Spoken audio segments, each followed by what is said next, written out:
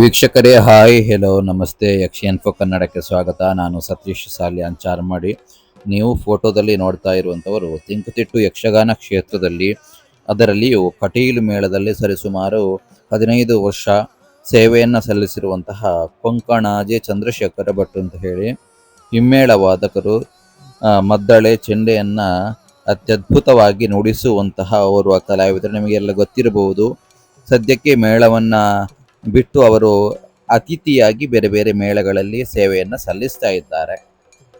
So ನಮ್ಮ ವಾಹಿನಿಯ ಮುಂದಿನ ಸಂದರ್ಶನದ ಅತಿಥಿಗಳು ಅವರೇ. ನಾಳಿನಿಂದ ಆ ಸಂಚಿಕೆಯನ್ನು ನಾನು ಹಾಕ್ತೇನೆ. ಸೊ ನಾನು ಹೊರಟಿರುವಂಥದ್ದು ವೇಣೂರಿನ ಸಮೀಪ ಇರುವಂತಹ ಅವರ ಮನೆಗೆ, ಕೊಂಕಣಾಜಿ ಅಂತ ಹೇಳಿ, ಕೊಂಕಣಾಜಿ ಚಂದ್ರಶೇಖರ್ ಭಟ್ ಅಂತ ಹೇಳಿ ಅವರ ಹೆಸರು.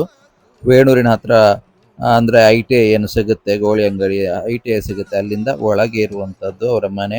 ನೋಡಿ, ಇವರು ಹಳೆಯ ಗಾಡಿಯ ಪ್ರಿಯರು, ಹಾಗಾಗಿ ಅಂಬಾಸಿಡರ್ ಕಾರ್ ಅನ್ನುವಂಥದ್ದು ಅವರೆಲ್ಲ ಇದೆ. ಇದರ ಜೊತೆಗೆ ನಾನು ನಿಮಗೆ ವೀಕ್ಷಕರಿಗೆ ಮನೆಯನ್ನು ತೋರಿಸಬೇಕು ಅಂತ ಹೇಳಿ ಹೊರಟಿರುವಂಥದ್ದು. ಒಳ್ಳೆಯ ಕೃಷಿಕರು ಅಂತ ಹೇಳಿ ಕೂಡ ಹೇಳ್ಬೋದು ಅವರನ್ನು. ಅತ್ಯದ್ಭುತವಾದಂತಹ ಚೆಂಡೆಯನ್ನು ನುಡಿಸುವಂತಹ ಸಾಮರ್ಥ್ಯವನ್ನು ಹೊಂದಿದವರು. ಕಟೀಲು ಮೇಳದಲ್ಲಿ ದಿಗ್ಗಜ ಕಲಾವಿದರೊಡನೆ ತಿರುಗಾಟವನ್ನು ಮಾಡಿದಂಥವರು, ಜೊತೆಗೆ ಗುರುವಾಗಿ ಕೂಡ ಗುರುತಿಸಿಕೊಂಡಿದ್ದಾರೆ. ಒಂದಷ್ಟು ವಿದ್ಯಾರ್ಥಿಗಳು ಕೂಡ ಇದ್ದಾರೆ. ಇವರ ತರಬೇತಿಯನ್ನು ಕೂಡ ಇವರು ಕೊಡ್ತಾರೆ. ನಾನಿವರ ಸಂದರ್ಶನವನ್ನು ಮಾಡೋದಕ್ಕೆ ನನಗೆ ಬರುವಾಗ ಮುಂಚೆನೇ ಕಾಲ್ ಮಾಡಬೇಕು ಅಂತ ಹೇಳಿದರು. ನಾನು ಬರ್ತೇನೆ ಅಂತ ಹೇಳಿದ್ದೆ. ಆದರೆ ಕಾಲೇಜಿಂದ ಶನಿವಾರ ಕಾಲೇಜಲ್ಲಿ ನನಗೆ ಡ್ಯೂಟಿ ಇತ್ತು. ಡ್ಯೂಟಿ ಮುಗಿಸಿ ನಾನು ಬರ್ತೇನೆ ಅಂತ ಹೇಳಿದೆ. ಬಟ್ ಮನೆಯಲ್ಲಿ ನನಗೆ ಒಂದು ಅತಿಥಿ ಸತ್ಕಾರವನ್ನೇ ಮಾಡಿದ್ದಾರೆ. ಅವರ ಧರ್ಮಪತ್ನಿ ಆಗಿರ್ಬೋದು ಅಥವಾ ಕೊಂಕಣಾಜಿಯವರಾಗಿರ್ಬೋದು ನನಗೆ ಊಟದ ವ್ಯವಸ್ಥೆಯನ್ನೆಲ್ಲ ಅತ್ಯದ್ಭುತವಾಗಿ ಒದಗಿಸಿದ್ದಾರೆ. ಬಹಳ ಆಪ್ತತೆಯಿಂದ. ಕೊಂಕಣಾಜಿಯವರು ನನಗೆ ಹಿಂದಿನಿಂದಲೇ ಪರಿಚಯ. ನಾವು ಅವರನ್ನು ಸಣ್ಣ ಮಕ್ಕಳಿರುವಾಗಲೇ ಕಟೀಲು ಮೇಳದ ರಂಗಸ್ಥಳದಲ್ಲಿ ನೋಡಿದಂಥವರು. ಮತ್ತು ನಮ್ಮಲ್ಲಿ ಒಂದು ಆತ್ಮೀಯತೆ ಅನ್ನುವಂಥದ್ದಿದೆ. ಅವರ ಚೆಂಡೆಗೆ ನನ್ನ ವೇಷ ಕೂಡ ನಾನು ಮಾಡಿದ್ದೇನೆ, ಅವರಿಗೆ ಗೊತ್ತಿದೆ. ಬಟ್ ಅವರ ಧರ್ಮಪತ್ನಿನ ನಾನು ಮೊಟ್ಟ ಮೊದಲ ಬಾರಿಗೆ ನೋಡಿರುವಂಥದ್ದು ಅಥವಾ ಭೇಟಿಯಾಗಿರುವಂಥದ್ದು. ಬಹಳ ಪ್ರೀತಿಯಿಂದ ನನ್ನನ್ನು ಸತ್ಕರಿಸಿದರು. ಒಳ್ಳೆಯ ಊಟದ ವ್ಯವಸ್ಥೆಯನ್ನು ಕೂಡ ಮಾಡಿದರು. ಪಾಯಸದ ಊಟ ಅಂತ ಹೇಳಬಹುದು. ಸೊ ಹೀಗಿರುವಾಗ ನಾನು ಧನ್ಯವಾದವನ್ನು ಸಲ್ಲಿಸ್ತೇನೆ ಕೊಂಕಣಾಜಿಯವರಿಗೆ, ಹಾಗೆ ಅವರ ಧರ್ಮಪತ್ನಿ ಮತ್ತು ಅವರ ಮಕ್ಕಳು ಇಬ್ಬರಿದ್ದಾರೆ. ಒಬ್ಬಳು ಪ್ರಥಮ PUC, ಇನ್ನೊಬ್ಬ ಏನು 4th 5th ಏನೋ ಓದ್ತಾ ಇದ್ದಾನೆ ಅಂತ ಹೇಳಿ. ಕೊಂಕಣಾಜಿಯವರು, ಇದು ನಾನವರ ಮನೆಯ ವಿಡಿಯೋವನ್ನು ಇದವರ ತಂದೆಯವರ ಫೋಟೋ ಮತ್ತು ಒಂದಷ್ಟು ಅವರಿಗೆ ಸನ್ಮಾನ ಪತ್ರಗಳು, ಸ್ಮರಣಿಕೆಗಳೆಲ್ಲವೂ ಕೂಡ ಶೋಕೇಸಲ್ಲಿತ್ತು.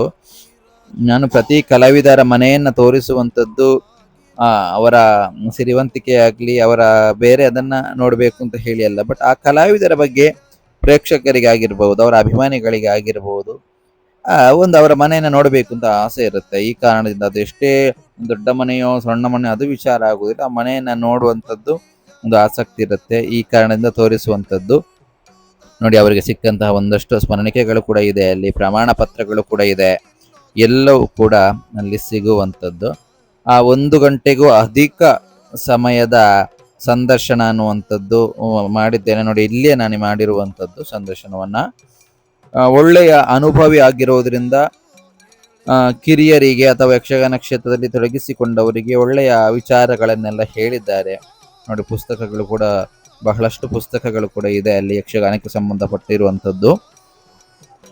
ಇದರ ನಡುವೆ ಪ್ರಸ್ತುತ ಈಗ ಕಟೀಲು ಮೇಳಕ್ಕೆ ಅತಿಥಿಯಾಗಿ ಬರ್ತಾರೆ, ಬೇರೆ ಮೇಳಗಳಿಗೂ ಕೂಡ ಅತಿಥಿಯಾಗಿ ಹೋಗ್ತಾ ಇದ್ದಾರೆ. ಇದರ ನಡುವೆ ಕಟೀಲು ಮೇಳದಲ್ಲಿ ಒಂದು 13ರಿಂದ 15 ವರ್ಷ ಏನು ಅವರು ಸೇವೆಯನ್ನ ಸಲ್ಲಿಸಿದ್ದಾರೆ. ಪ್ರಧಾನ ಚೆಂಡೆವಾದಕರಾಗಿ ಕೂಡ ಸೇವೆಯನ್ನ ಸಲ್ಲಿಸಿದ್ದಾರೆ ಅನ್ನುವಂಥದ್ದು ಇವರು, ಅವರ ಧರ್ಮಪತ್ನಿ. ನನಗೆ ನಾನು ಜಸ್ಟ್ ಬರ್ತೇನೆ ಅಂತ ಹೇಳಿದಲ್ಲಿ ಊಟದ ವ್ಯವಸ್ಥೆಯನ್ನ ಎಷ್ಟು ಒದಗಿಸಿದ್ದಾರೆ ಕೇಳಿದ್ರೆ, ಪಾಯಸ, ಇನ್ನೊಂದು ಪಲ್ಯ, ಗಸಿ, ಸಂಡಿಗೆ ಏನೆಲ್ಲ ಮಾಡಿದ್ದಾರೆ ಅಂತ ಹೇಳಿ ಗೊತ್ತು ನನಗೆ. ಅದೇ ಹೊಟ್ಟೆ ತುಂಬಿ ಹೋಗಿದೆ. ಮತ್ತೆ ಆದ್ರೂ ಕೂಡ ಹೇಳಿದ್ರು, ನಾವು ಏನು ಮಾಡಲಿಲ್ಲ, ಇಷ್ಟೇ ಮಾಡಿದ್ದು ಅಂತ ಹೇಳಿ.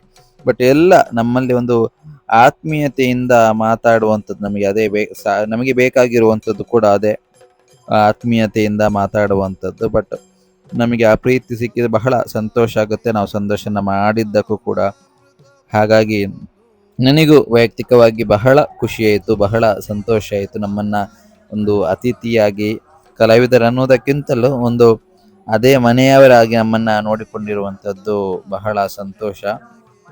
ಹಾಗೆ ಇನ್ನು ನೋಡಿ, ಇದು ಅಲ್ಲಿ ಕಾಣ್ತಾ ಇದೆಯಲ್ಲ, ಅದು ಪೈನಾಪಲ್ ಇದೆಲ್ಲ ಏನು ನೆಟ್ಟಿದ್ದಾರೆ, ಇವರಿಗೆ ಸಂಬಂಧಪಟ್ಟಂತಹ ಜಾಗವೇ. ಬಟ್ ಅದನ್ನ ಯಾರು ಕೇರಳದವರು ಬೇರೆಯವರಲ್ಲಿ ಕೃಷಿಯನ್ನೆಲ್ಲ ಮಾಡ್ತಾ ಇದ್ದಾರೆ ಅಂತ ಹೇಳಿ, ಇವರ ಅಣ್ಣ ತಮ್ಮಂದಿರಿಗೆ ಸಂಬಂಧಪಟ್ಟಂತಹ ಒಂದು ಪ್ಲೇಸ್ ಅಂತ ಹೇಳಿ.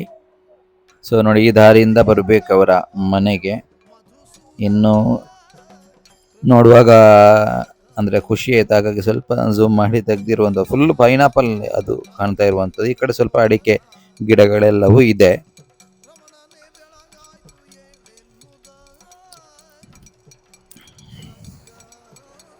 ನೋಡಿ, ಇದೆಲ್ಲವೂ ಅಡಿಕೆ ಗಿಡಗಳ ಜೊತೆಗೆ ಪೈನಾಪಲ್ ಅನ್ನ ತುಂಬಾ ಇದರಲ್ಲಿರುವಂಥದ್ದು. ನೋಡಿ, ಮನೆ ಇಲ್ಲಿ ದೂರದಿಂದ ಇದು ಮನೆಯ ಅವರ ಚಿತ್ರಣ. ಸ್ವಲ್ಪ ಹಳ್ಳಿಯ ಭಾಗ, ಸ್ವಲ್ಪ ಕಾಡು ಪ್ರದೇಶ ಅಂತ ಹೇಳಿ ಕೂಡ ಹೇಳಬಹುದು.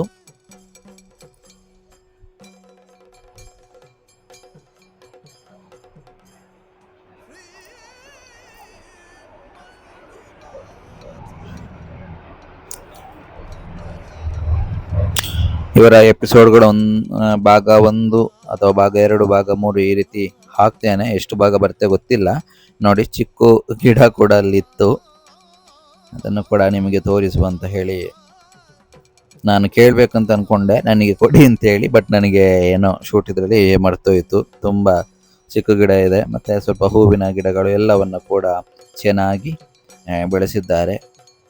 ಇದರ ನಡುವೆ ನನಗೂ ಕೂಡ ಶಾಲನ್ನ ಹಾಕಿ ಗೌರವಾರ್ಪಣೆಯನ್ನ ಕೂಡ ಮಾಡಿದ್ದಾರೆ. ನಾನು ಬೇಡ ಅಂತ ಹೇಳಿದ್ರು, ಮಾಡಿದ್ದಾರೆ. ಸೊ ಅದಕ್ಕೆ ಕೂಡ ನಾನು ಅವರಿಗೆ ಧನ್ಯವಾದವನ್ನ ಸಲ್ಲಿಸ್ತೇನೆ. ಹಾಗಾಗಿ ಇದು ಕೊಂಕಣಾಜೆ ಚಂದ್ರಶೇಖರ ಭಟ್ ಇವರ ಒಂದು ಮನೆಯ ನೋಟ. ನಿಮಗೆ ಇಷ್ಟ ಆಗಿದೆ ಅಂತ ಹೇಳಿ ಅಂದುಕೊಳ್ತೇನೆ. ನೀವು ನೋಡಿರ್ತೀರಿ, ಹೆಚ್ಚಿನವರು ಅವರ ಚೆಂಡೆಯ ಜಲಕನ್ನ ನೋಡಿರ್ತೀರಿ. ಅತ್ಯಂತ ಶಿಸ್ತುಬದ್ಧವಾದಂತಹ ವ್ಯಕ್ತಿ ಅಂತ ಹೇಳಿ ಗೊತ್ತಾಗುತ್ತೆ. ನೋಡಿ, ಇದು ನಾನು ಮೇಲ್ಗಡೆ ಸ್ಲ್ಯಾಪಿಗೆ ಹೋಗಿ ಅಲ್ಲಿಂದ ತೆಗೆದಿರುವಂಥದ್ದು. ಹಾಗಾಗಿ ವಿಡಿಯೋ ನೋಡಿದವರು ಇಷ್ಟ ಆದರೆ ಲೈಕ್ ಮಾಡಿ. ಸಬ್ಸ್ಕ್ರೈಬ್ ಮಾಡದೆ ಹೆಚ್ಚಿನವರು ನೋಡ್ತಾ ಇದ್ದಾರೆ, ದಯವಿಟ್ಟು ಅಲ್ಲಿ ಸಬ್ಸ್ಕ್ರೈಬ್ ಬಟನ್ ಇರುತ್ತೆ, ಸಬ್ಸ್ಕ್ರೈಬ್ ಅಂತ ಹೇಳಿ ಅದನ್ನು ಕ್ಲಿಕ್ ಮಾಡಿದರೆ ನೀವು ಸಬ್ಸ್ಕ್ರೈಬ್ ಆಗುತ್ತೆ. ಮತ್ತು ಹೈಪ್ ಅಂತ ಆಪ್ಷನ್ ಬಂದರೆ ಹೈಪನ್ನು ಕೂಡ ಕ್ಲಿಕ್ ಮಾಡಿ. ಇನ್ನು ಸಂದರ್ಶನದ ಭಾಗವನ್ನು ಕೂಡ ನೋಡಿ, ವಿಡಿಯೋವನ್ನು ಶೇರ್ ಮಾಡಿ ಅಂತ ಹೇಳುತ್ತಾ ಸಂದರ್ಶನ ಭಾಗಕ್ಕಾಗಿ ಕಾಯ್ತಾ ಇರಿ. ಮುಂದಿನ ವಿಡಿಯೋದಲ್ಲಿ ಸಿಗೋಣ. ನಮಸ್ಕಾರ.